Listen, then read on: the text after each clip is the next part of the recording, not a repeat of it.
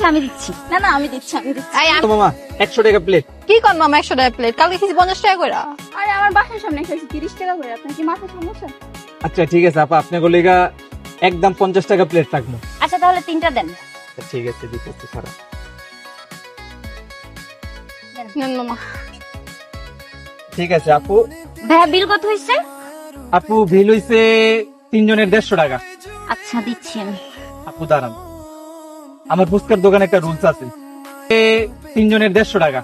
আচ্ছা আচ্ছা আমি দিচ্ছি। না না আমি দিচ্ছি আমি দিচ্ছি।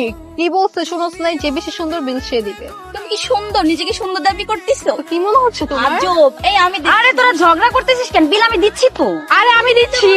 ভাইয়া কি বলছে শুনিস নাই? বলছি আপু আপনারা 3 জনই সুন্দরী, বিলটা আপনারা 3 জনই দেন।